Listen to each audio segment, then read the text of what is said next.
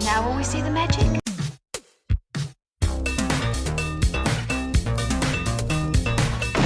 All right, where's Murray? Okay, who is it? This is Jesus, kid. Know then that it is the year 10,191. Yes, we are bored. We're all bored now. Hi, good night. Good night. Hello and welcome to Mary versus the Movies. That's right, we're back with your host Mary Jones, Dennis Lang. who is back in his correct seat. Finally, Are you relieved? I am. Well, guess what? It was hard work. It's a short relief because do you know what our next movie is? I do. Why don't you tell the good people what we're gonna watch and why you're not thrilled? It's Dragnet. Go on. So, I pretty much like almost every movie I go to see.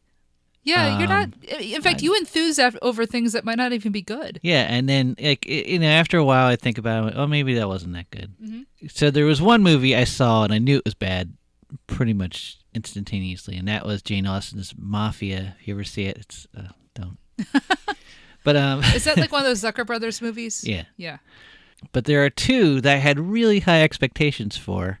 One being Alien 3, because Alien and Aliens were great. They are. Have you seen Alien 3? No. Oh, okay. No, Dennis, I didn't see any of the Alien movies until you showed them to me, so I've only seen what you've shown me. Okay. Well, first two are great. Yeah, And they then, are. Yeah.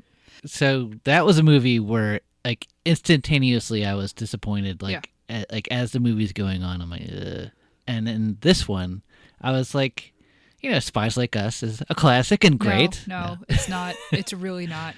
I just Look, there are worse films out there, but that badly needs an editor. I saw Spies Like Us in the theater. Yeah. I even bought the Paul McCartney song for some reason. Spies Like Us isn't great, but I understand why you might have enjoyed it. Like I really did. No, I really do. And there are certain scenes in it that are kind of funny. There are jokes that land. There are definitely jokes that land. And you remember the jokes, and then when you watch the whole thing, you're like, man, it was a long slog to get to those jokes. That's the problem. It is a bit bloated. Yeah.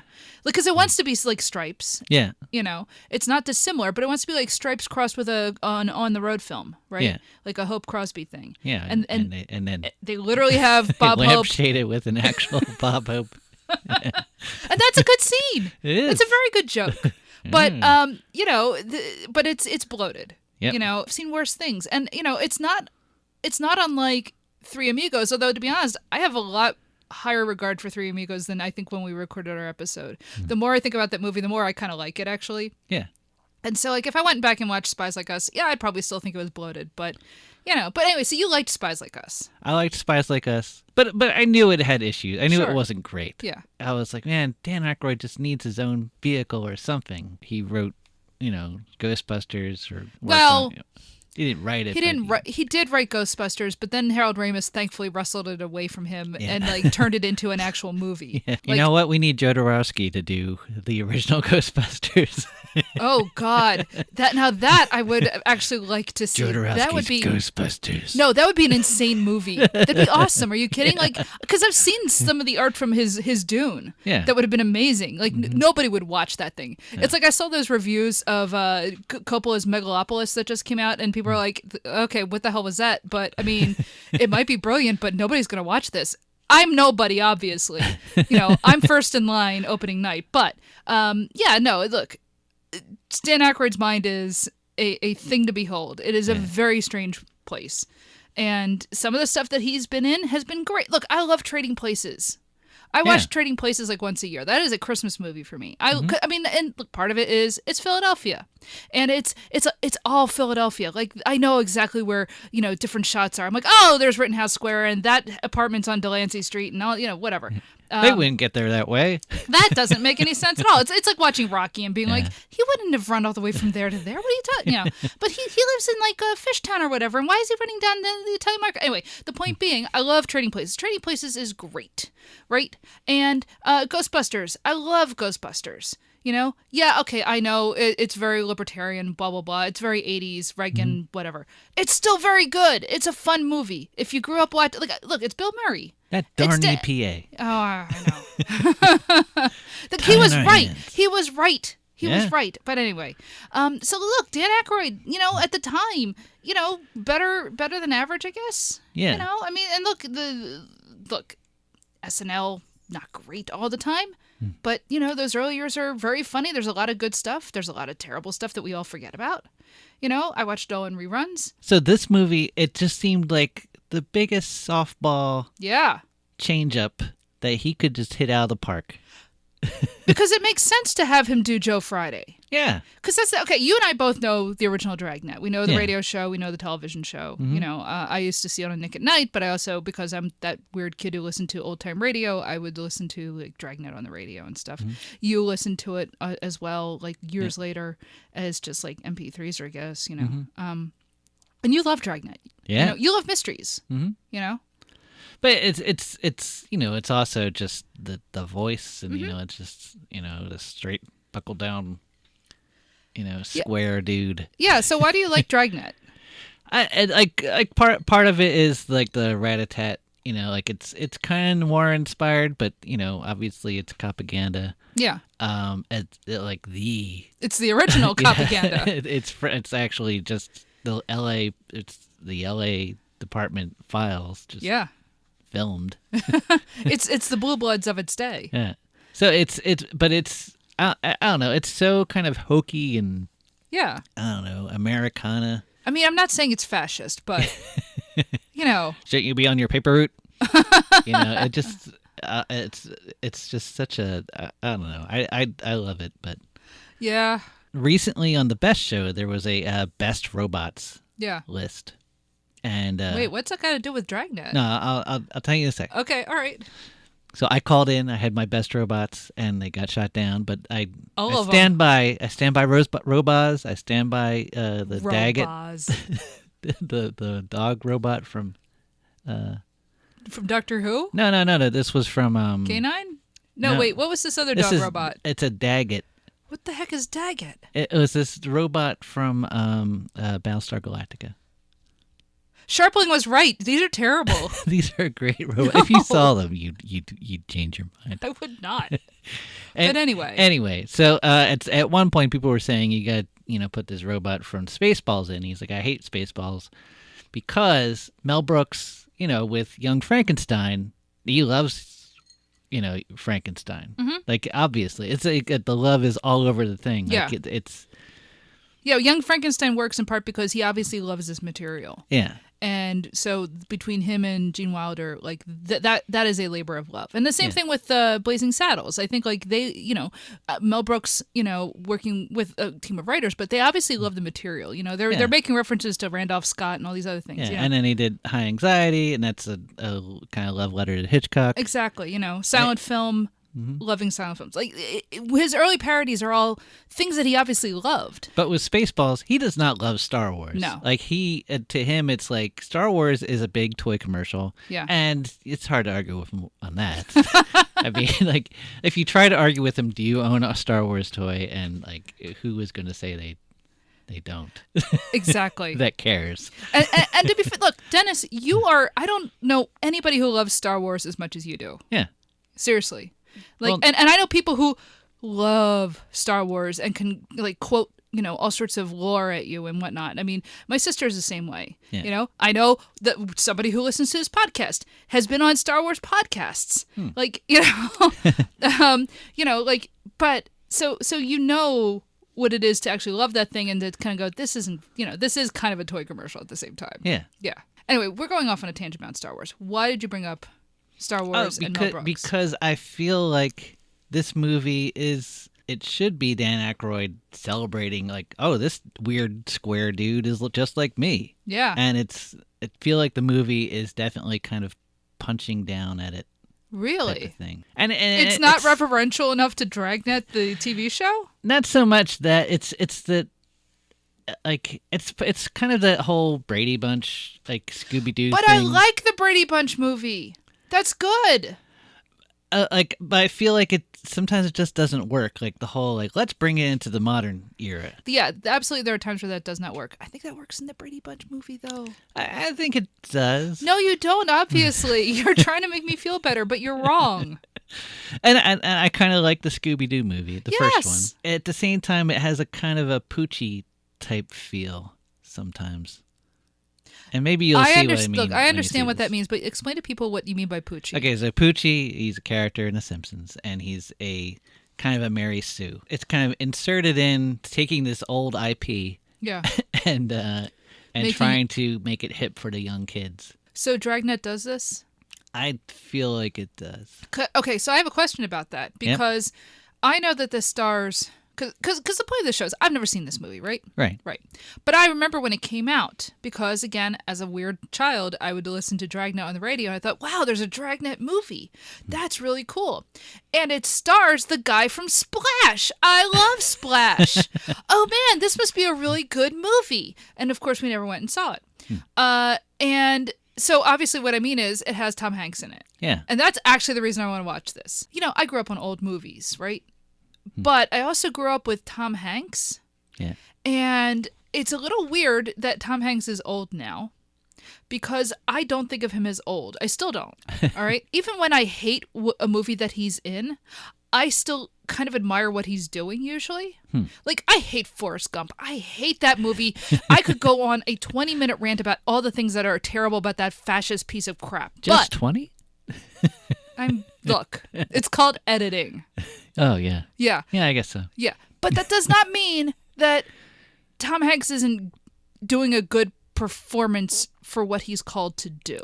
Yeah. Look, man, I just watched A Man Called Otto, and that is another manipulative piece of junk. I have a lot of issues with that movie. That doesn't mean he's not good in it. So I'm excited to watch a movie of his, and it's a piece of crap.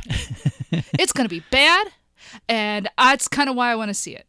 All right. So I've only seen it once, and I was really disappointed, but maybe it's really good. But maybe he's bad in it. Maybe he's really annoying.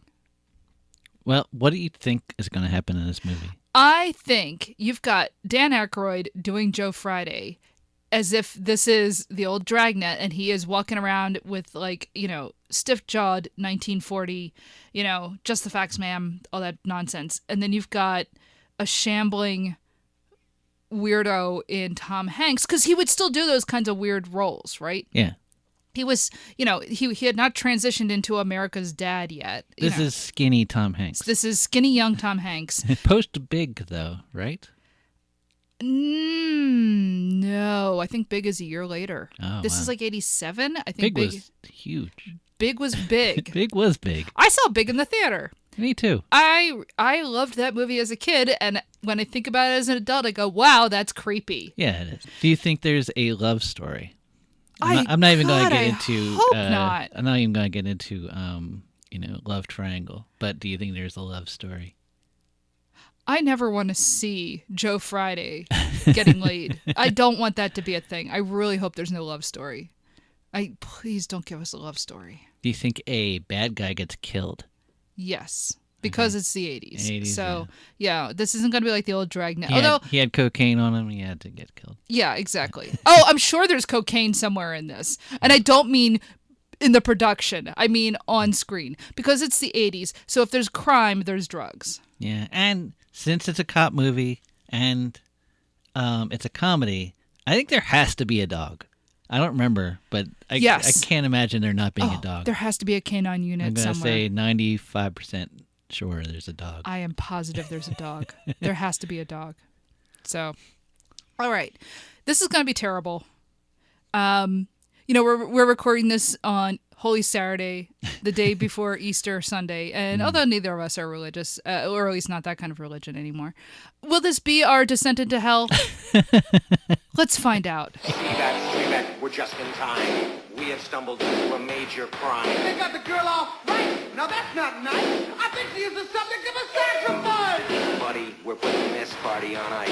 But first, you know, we really ought to read them their rights. Read them their rights. Read them their rights. Well, I'm here tonight to rap about your rights. Because right now you're in trouble. Don't have to say nothing at all. Y'all got to call Mr. Plummer.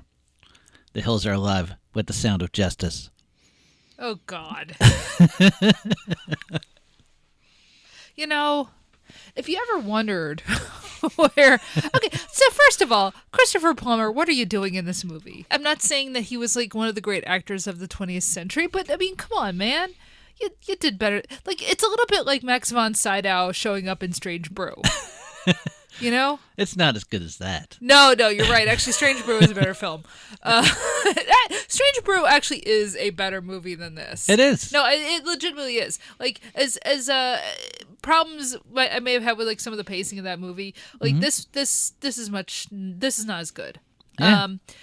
And here's the thing, like, this is not... we've watched much worse films for this show. This is not a terrible movie, but the whole time you're sitting there and just thinking of, like, better films. And that's not good, right? So as I'm watching this, you know, I'm just thinking about how Beverly Hills Cop is a better version of this. Yeah. Much better version of this. Beverly Hills Cop is great. Naked Gun is a better version of this. Naked Gun is a much better version of this. The kind of role that Tom Hanks is playing here, The Burbs is a better version of this. And at some point, you're going to see The Burbs. Like, do I have to wait a year for Dennis versus the Movies next year? Probably. Yeah. Yes. But you're going to love The Burbs. Trust me. Like, I'm watching this and I'm just like, this isn't terrible. I've seen, like, it's not incompetently made. I've seen much worse made films. And when you compare it to, I don't know, stuff that comes out now, it's shot better. God knows.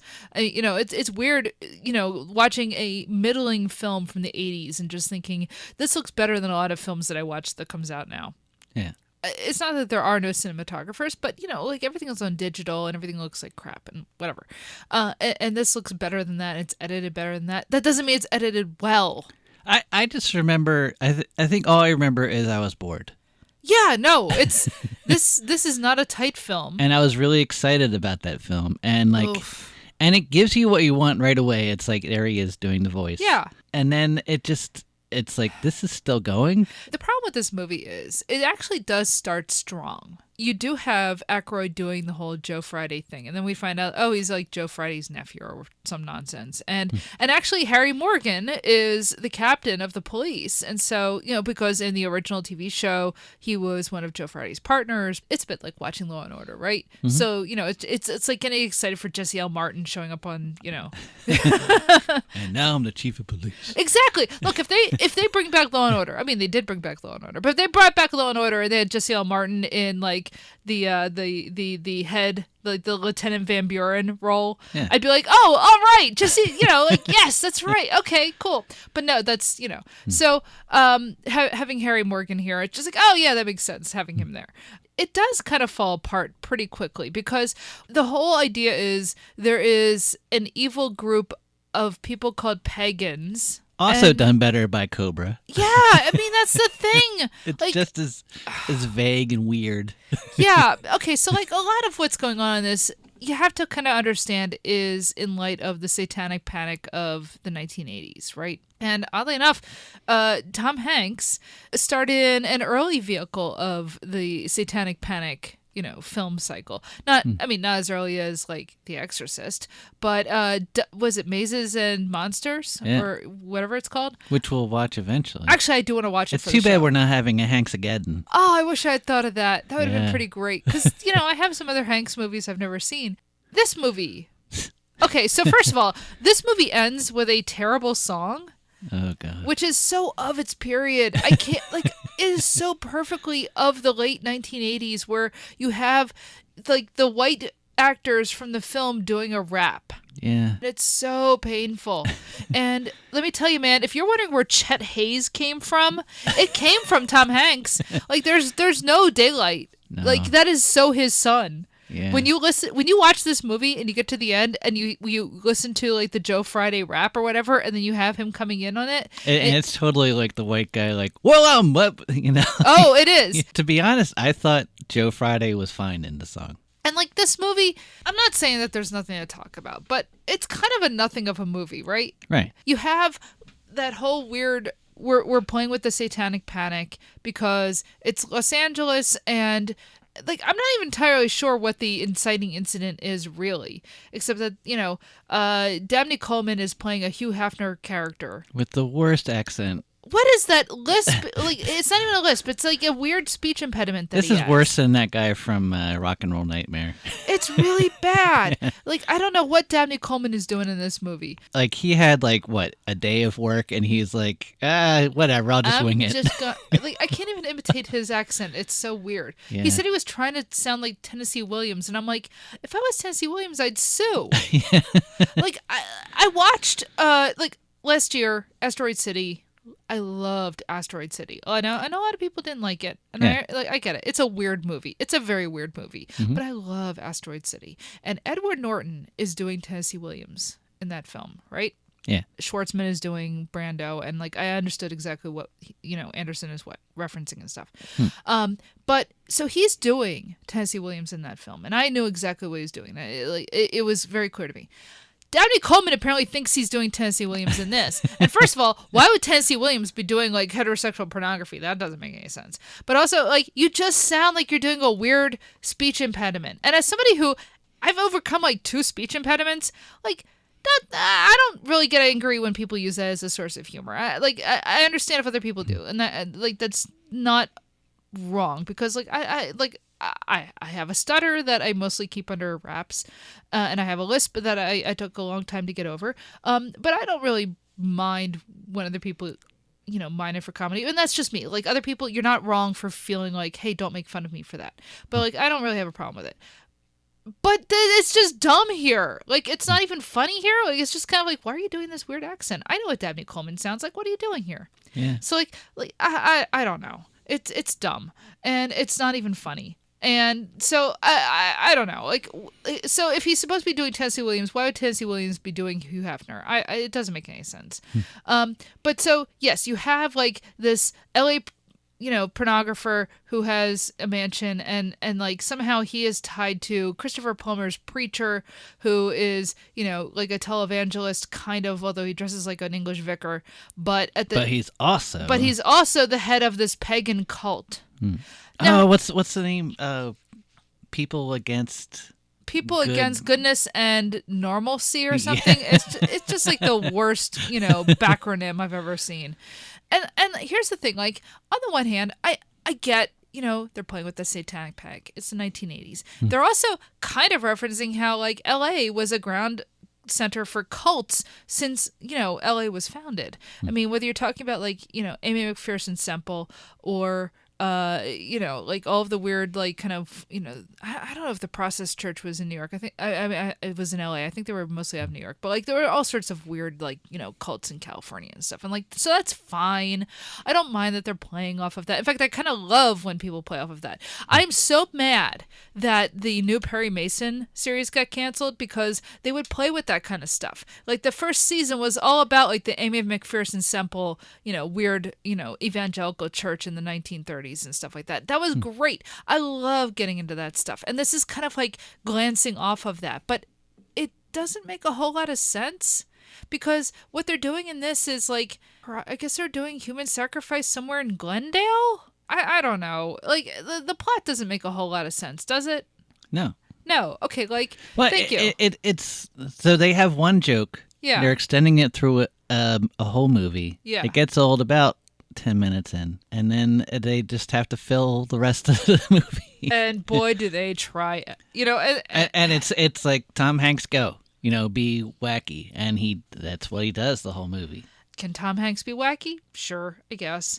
But it gets old really quickly. This is a very 80s Tom Hanks vehicle, right? This is when he was allowed to be wacky and sort of like, his whole thing is, Dan Aykroyd's Joe Friday is a guy who's like mentally stuck in the 1950s or whatever, and they never break him out of it necessarily, and that's fine. I mean, I don't really, I don't mind the idea of a character who is stuck in the past like that. That is like a comedic foil thing, and to have Tom Hanks as a very modern guy kind of commenting on, this guy's a weirdo. Okay, fine. Like, that's a comedic trope. We brought up the Brady Bunch in the pre-show, and, it is kind of that sort of thing, right? Mm-hmm. But I don't know. It just, like, you can have all of that stuff, but could we have a plot? Like, could we have, like, some sort of a movie here? Like, there's nothing really here. Like, you have this, like, cult going on, and that they stumble across, and I guess they rescue a woman from, but you never get the, like, and you get this implication that the cult is somehow tied into, like, the higher-ups in, like, Los Angeles society. So, in a way, you know, it's not dissimilar from, like, the art thieves or whatever, the, you know, grifters or whatever in Beverly Hills Cop. Right? It's not even that dissimilar from, like, the idea of, like, the first season of True Detective, that, like, there is some sort of, like, weird satanic pedophile cult going on in Louisiana that's tied to all these other people. Like, that's not even, like, a weird idea. Like, that's like an undercurrent in American and to some extent British culture for at least 50 years, right? That's fine. And this is, like, a weird comedic version of that. And yet it just didn't feel like there was anything there. Yeah. And, like, not that I'm asking for, like, anything meaningful or serious, but it felt like it was barely tied together, which is slightly annoying. It's like they were kind of cobbling together these other movies with the one joke. Yeah. Which just didn't mix. It's trying to take Joe Friday and throw him in the mud. It's trying to have him lose his badge. Yeah. You know, it's trying to put him through all the cop movie tropes. You know, like, here's the perfect cop, and now we're going to throw him through the mud. And it just, I don't know, it just doesn't work. It just feels like a bunch of people running around and yelling and not doing anything. It's just there's some movies you watch, and you spend 2 hours watching the thing, and you forget you watched the movie. Because, you know, I started this episode saying, like, oh, I remember being really disappointed in this. And then I'm like, but why? And I kept trying to think of it, and I kept thinking of that other Dan Aykroyd movie where he's with, was it Rosie O'Donnell? Yeah, Exit to Eden. Yeah. Which I think I mean, I know that's 90s, but I kind of want to cover that. And I think I saw part of that and just thought it was that. Because I remembered, like, the chaps in this, you know, where they dress, and I think I wanted this movie to be wilder than it was. And it just never gets, yeah. Yeah. Like, it should have either been crazier, like for instance, Tom Hanks should have slept with his, like, grandmother. Right. Get weird. Get weird with it. If that had happened, that would have made a lot more sense. I know that sounds weird. Tom Hanks is sleeping with a grandmother, but it would have made sense. It would have made sense within the movie. Yes. Yeah. But they never do anything like that. No. They introduce, like, the grandmother, and she just kind of stays, like, the nice grandmother. The whole idea is that they're supposed to be turning Joe Friday's world upside down. It's like, you can turn it a little bit more upside down. They never really turn it upside down. Yeah. Okay, they're fighting this weird, like, satanic cult called the Pagans. That's not that dissimilar from anything that you, like, I'm just thinking of, like, when they made that, like, Dragnet revival in the late 60s, and they had, like, guys on LSD and stuff. It doesn't feel any different from that, to be honest. But that was fun. Yeah, this is not. Because it wasn't trying to be fun. No. Well, now you're getting into the police squad rule. Yeah. You know, that stuff is fun when they don't realize that they're being funny. Mm-hmm. And once they realize they're being funny, it's not funny anymore. Yeah. And so that's why all of the other Naked Gun movies after the first one aren't very funny. The second one's okay. It just gets progressively worse as he mugs more. Uh-huh. But, like, yeah, like, but Airplane and Airplane's funny. Airplane's funny. Like, Police Squad, the show is great. The show is fantastic, yeah. But everything after that, you know, he, like, when Leslie Nielsen acknowledges that, you know, he's in a comedy, it's not funny. When Ackroyd is not mugging for the camera, his character is funny. But when you get to the end of the movie, oh boy, it's part of the problem with this film is okay. So, like I could try to describe the plot, but the plot is just nonsense. It's like you've got Dan Aykroyd as, you know, Joe Friday's nephew, also Joe Friday, I guess, and then his partner is Tom Hanks, and they're tracking down this cult of pagans. I forget why now. I say I forget. Like, we only watched this movie like 2 hours ago. Like, and I'm already having trouble remembering why. Because they're just causing havoc. They steal animals from the zoo. Oh, I know, and it turns out like the lion got shaved with a mohawk because they stole the lion pelt or something stupid like that.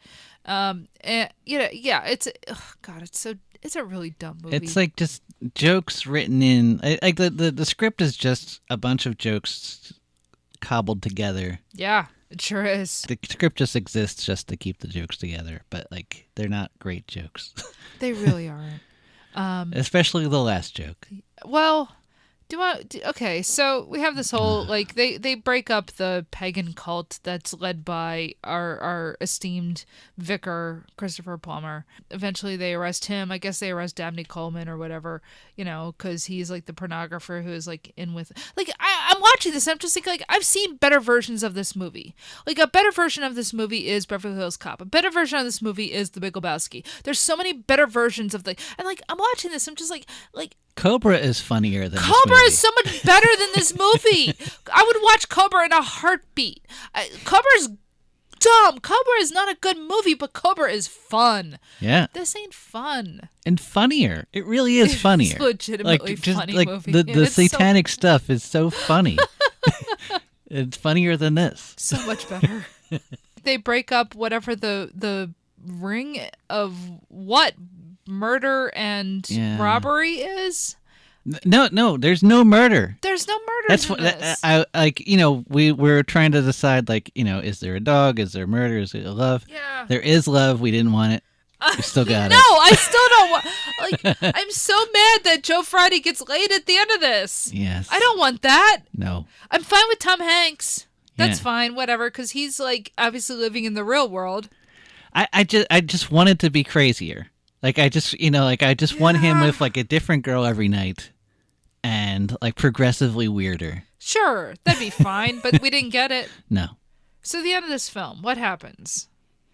Why are we so mad? Go ahead. No, you have to explain this. All right. So they break up this, like, giant pagan ritual where they're going to feed this virgin girl to a snake. And Sure.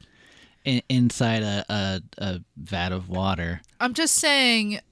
Yeah. This Ken Russell did it so much better. Yeah. Oh my God. And- I would watch The Lair of the White Worm in a heartbeat. Oh, man. So much better film. But go on. Yeah. So they dive. Again, it's like the 1980s. Like, this is such a 1980s plot, but go on. Yeah. They dive in. Tom Hanks is immediately wrapped up in a snake and says, I found the snake. And then he feeds it drugs and they get away. But That's like halfway through the film, though. Yeah. Like, there's other stuff that happens, but it's all inconsequential, and it really doesn't matter because, like, we Yeah. get introduced to, like, Joe Friday's grandmother or some nonsense, or I don't know, like, just a bunch of stupid stuff happens. So the end of the film. So anyway, they that's where they meet the virgin. He falls in love with the virgin because Yeah. she's as square as he is, and the whole movie they call her the Virgin Connie Swale, and the joke at the end is like, last night I had a wonderful time with Connie Swale, and then Tom Hanks says, "Don't you mean the Virgin Connie Swale?" And Diana Ackroyd just looks at the camera and raises his eyebrow, and I'm like, God. I don't need this. that's terrible. And Look. then that song comes in. And then that terrible song comes in, and the film is over. It's like, like, slap.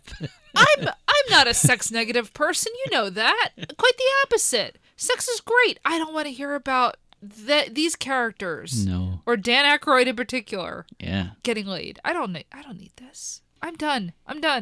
So anyway, Easter's ruined. Thank you, Dan Aykroyd. I can't eat any of my chocolate eggs. Oh, what about my peeps? I can't have no peeps. No.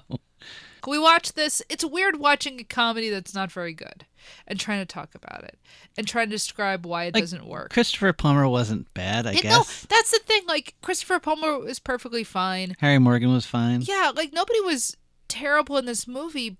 It's just not a good movie. Like, I don't know. There's something about it that doesn't work. And it's hard to kind of put my finger on what I don't like about it other than, I mean, like, it kind of goes on longer than it should. This was like an hour and 45 minutes. They could have had it under 90 minutes. Like, that's number one. They could have just, like, cut things down. Like, I do think there was, like, a pacing issue. But also, I don't know, like, maybe pacing and maybe editing would have, if it was a little snappier, it would have worked better. But also the plot was so convoluted. it didn't make any sense. Like, I don't, like...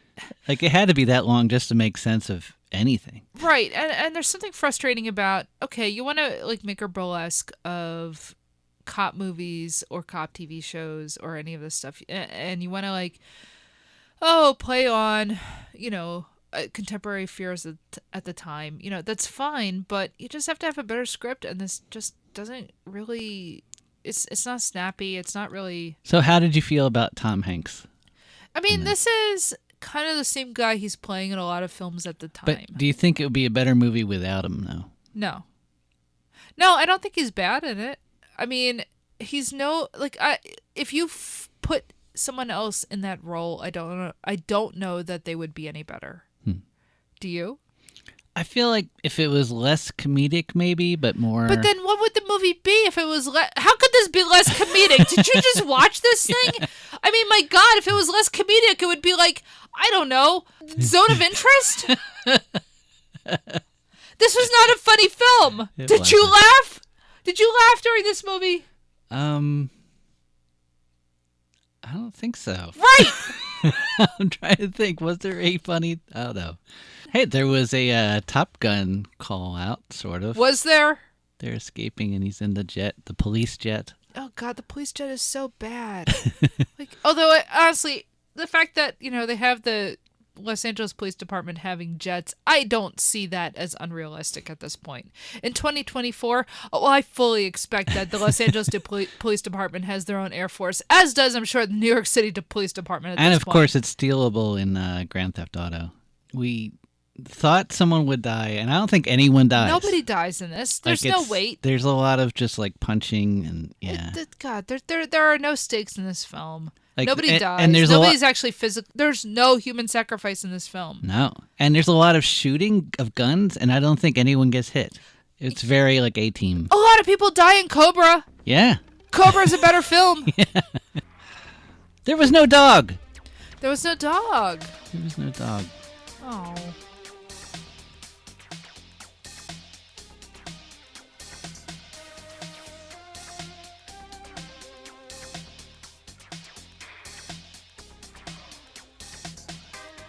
So, I'm sorry. That was Dragnet, starring Dan Aykroyd, Tom Hanks, Christopher Plummer, Harry Morgan, Alexandra Paul, Jack O'Halloran, Elizabeth Ashley, Dabney Coleman, Kathleen Freeman, and, I'm sure a bunch of other people. Written by Dan Aykroyd, Alan Zweibel, and Tom Mankiewicz. Oh, of that Mankiewicz family. And directed by Tom Mankiewicz.